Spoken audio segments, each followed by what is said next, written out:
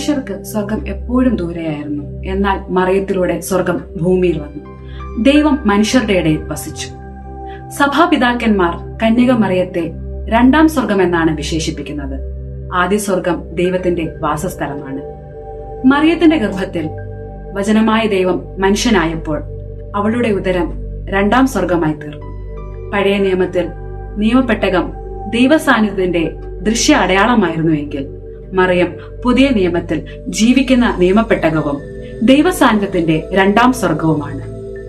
രക്ഷാകര പദ്ധതിയിൽ ഭൂമിയിലേക്ക് മർത്തീകരണം ചെയ്യുവാൻ ദൈവം ഇറങ്ങി വസിച്ച ഇടമാണ് കന്യകമറിയം. ആയതിനാൽ കന്യകമറിയത്തിന്റെ ഉദരം ഭൂമിയിൽ രണ്ടാം സ്വർഗം പൂവണിയുന്നതിന് കാരണമായി. മറിയം തന്റെ ജീവിതം ദൈവത്തിന് സമർപ്പിച്ചപ്പോൾ അവളുടെ ഉള്ളിൽ സ്വർഗം നിറഞ്ഞു. അതുപോലെ വിശ്വസ്തയോടും ശുദ്ധിയോടും കൂടെ ജീവിക്കുന്നവർക്ക് അവരുടെ ഹൃദയവും ദൈവത്തിന്റെ വാസസ്ഥലമാകും. മറിയം നമ്മെ പഠിപ്പിക്കുന്നത് ദൈവത്തിന് നമ്മെ തന്നെ വിട്ടുകൊടുത്താൽ നമ്മളുടെ ഉള്ളിലും സ്വർഗം നിറയും.